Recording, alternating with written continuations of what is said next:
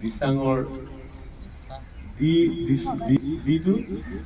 দিচাং হিংটো দিহিঙৰ হিং দিচাঙৰ কৰি দিবলৈ আপুনি ইমান কষ্ট কৰি যোৱা 2 বছৰ এই যে মুখ্যমন্ত্ৰী ডাঙৰ সেইদিনাখন ক'লে টিংখাঙত আজি খেতিয়কে আলু এটা অৰ্থনৈতিক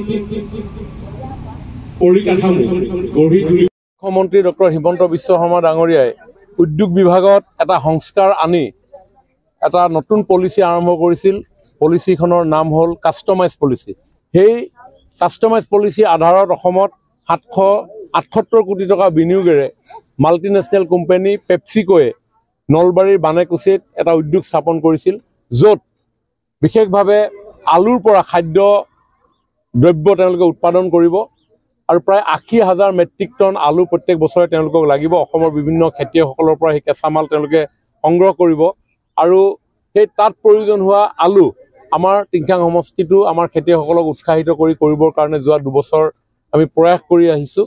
এইবাৰ আমি 50 টন আলুৰ বীজ ইতিমধ্যে খেতিয়কসকলক দিছোঁ আৰু ইতিমধ্যে আমাৰ প্ৰায় 200 টন আলু ইতিমধ্যে আমি পঠিয়াবলৈ সক্ষম হৈছে। আজিও আলু লোড হৈ আছে। মই এপাক খবৰ কৰিবলৈ আহিলোঁ, খেতিয়কসকলৰ লগত কথা বতৰা পাতিলোঁ আৰু আমাৰ যিহেতু টিংখাঙত যথেষ্ট ক্ষুদ্ৰ চাহ খেতিয়ক আছে, সেই ক্ষুদ্ৰ চাহ খেতিয়কসকলে সময়ে সময়ে কেতিয়াবা প্ৰাপ্য দৰ পাবৰ পৰা কেতিয়াবা অসুবিধাৰ সন্মুখীন হয়।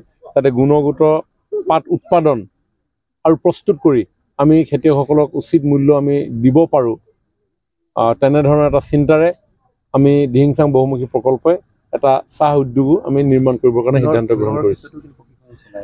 আপোনালোকে সকলোৱে জানে যে কিছুদিনৰ পূৰ্বে অসমত এডভান্টেজ আছাম 2.0 ইতিমধ্যে সম্পন্ন হৈ গৈছে।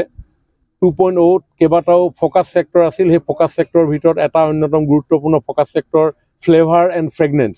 অন্যহাতে আমাৰ চৰকাৰে ফ্লৰিকালচাৰ মিছন আৰম্ভ কৰিছে, যাতে অসমত চাহিদা পূৰণ কৰিব পৰাকৈ আমাৰ খেতিয়কসকলে, আমাৰ বিভিন্ন উদ্যোগীসকলে ফুলৰ খেতিৰ জৰিয়তে কৰ্মসংস্থাপনৰ লগতে অৰ্থনৈতিক বুনিয়াদ গঢ়ি তুলিব পাৰে। তাৰ কাৰণে ফ্লৰিকালচাৰ মিছন আৰম্ভ কৰিছে আৰু সেই ফ্লৰিকালচাৰ মিছনৰ আধাৰতে আমিও দিহিংচাং বহুমুখী প্ৰকল্পই আমাৰ গ্ৰাম্য সমাজত বসবাস কৰা বিভিন্ন উদ্যোগী মহিলা যুৱতীক লৈ আমি এই ফুলৰ খেতি কৰিবৰ কাৰণেও প্ৰশিক্ষণ প্ৰদান কৰিছোঁ।